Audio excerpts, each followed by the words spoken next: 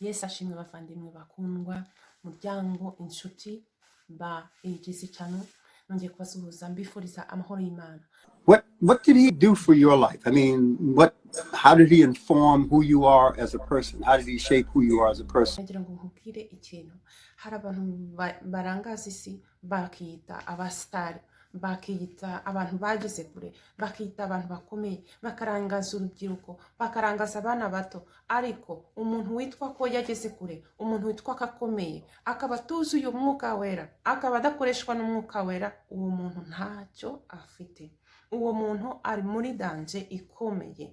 Niyo mpamvu nagira ngo nkubwire, ntiwirirwe ureba ngo abo bantu ngo ni abastari, ntiwirirwe urangara ngo abo bantu bafite amafaranga menshi kukurusha, ahubwo wowe ushaka umwuka wera, wuzura umwuka wera. Reba uyu. My father was a gentle man, a man of God, was saved, sanctified, and filled with the Holy Ghost, a long-standing elder, member of the church. And he was all spirit. I mean, he was all spirit, really gentle human being. You gave your life to Christ at what age? Well, three times, you know. you had to make sure. You had to make sure. Okay. I gave it up, you know, early on. I was like, shoot, this is it. Then I was like, and I'm laughing, but I was filled with the Holy Ghost, and it scared me. I was like, well, wait a minute, I didn't want to go this deep. You know, I want to party, you know. So in fact, in 1981 or 82, Robert Townsend took me. Yeah. I went to church with Robert Townsend, and when it came time to come down to the altar, I said, you know, this time I'm just going to go down there and give it up and see what happens. And I went in the prayer room and gave it up and let go and experienced something I've never experienced in my life. And I remember calling my mother afterwards and asking her, I said, well, you know, it felt like I was going up in the air and my cheeks were filled. And she said, oh no, that's the devil you purging. I said, yeah, my cheeks were filled. But it was a supernatural, if not once in a lifetime experience, once in this lifetime experience that I couldn't completely understand at the time. It's amazing how God will give you an indelible mark in terms of an experience that no matter how much you may stray away from or deviate from, you never forget that moment, the power of that moment. You and I, when we were at lunch, you were telling me like it happened to you the day before we went to lunch. Right. It was still so real and so powerful. And that kept you somewhat grounded as you were exposed to other things, correct? In spite of myself. It kept me grounded in spite of myself. I mean, I accepted it. I definitely experienced it, but I wasn't ready to live it. I wasn't ready to live it. That was 90, I don't know how old I was then, but I wasn't ready to live it then. And I'm sure I'm not the only one who's obviously not the only one who's gone through that kind of experience. So, right. So I had to go through all of that, and you know, I remember my mother saying to me, she says, you know, Denzel, you do a lot of good, but it's time for you to do good the right way. And she said, and you know what I'm talking about. She said, you know, you can't buy your way into heaven. Not that I was trying to, but I have, you know, I'm a giver. I always have been, helped build a lot of things, but I never forgot that. And I knew, you know, on my journey, and we all have our individual journeys, that I wasn't where I needed to be yet, but I knew I was on the right track. But it doesn't mean that the rest of your life is going to go the way it should. You know, it's not like, oh, I had this moment, I'm filled with the Holy Spirit, now everything's going to be great. Yeah. It'll be perfect. No. And oh boy, and you know this because you I'm a witness. All the I'm time. a witness. The brother. next day, I'm ready to save everybody. Yeah. I'm in charge of saving people. You know. So, I'm guilty of a few spiritual muggings back in my early days myself. So yeah. I'm going to use that spiritual mugging. There's an old saying, you never see a U-Haul behind a hearse.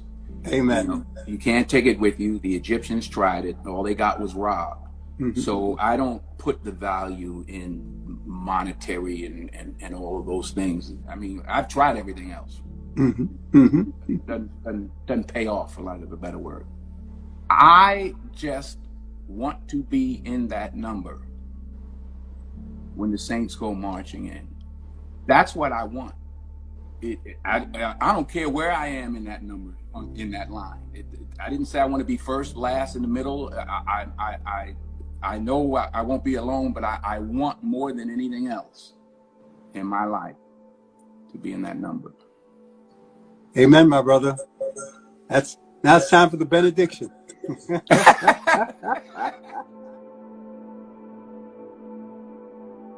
umunsi ngo ni umusitari yageze aho yumva ko ibyo afite byose, yageze aho yumva yuko ibyo yashatse byose, ayo yakoreye yose ntacyo byari bimumariye adafite umwuka wera. Kuko nitugera mu ijuru ntabwo bazatubaza ngo se ngo wari ufite amafaranga ngahe, ngo se wari warabaye umusitari kugeza hehe.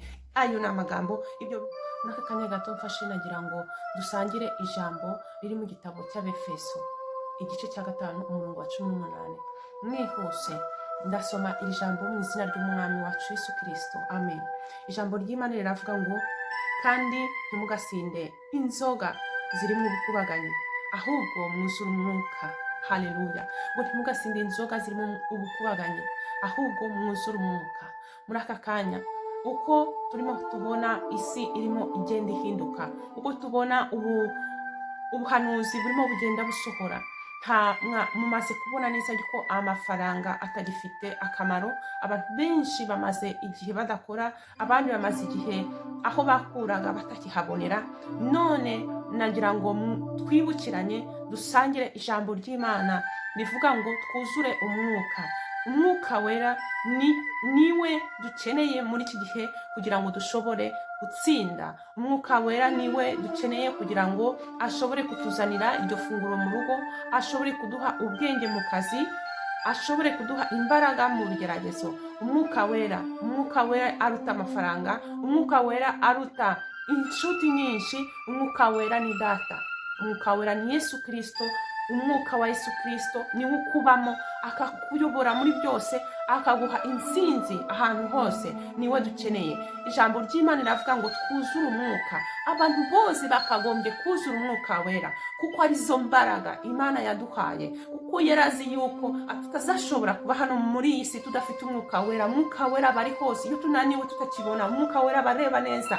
Iyo dusinziriye twananiwe, umwuka wera bakangutse arimo areba situation zose. Iyo twibagiwe agenda yose yacu yuzuye, tukibagirwa akantu gato, umwuka wera bahari akatwibutsa. Iyi mibare yatuyobeye, umwuka wera aba yarayibase kera, yarayirangije.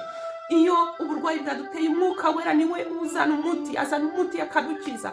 Iyo ibintu byose situation zose, umwuka wera niwe uba ashoboye gukora icyo twebwe tudashoboye. Niwe ushobora kutugeza aho twebwe tudashobora kugera. Bene data, mureke dushake umwuka wera, mureke dushake kuzura umwuka wera. Umuntu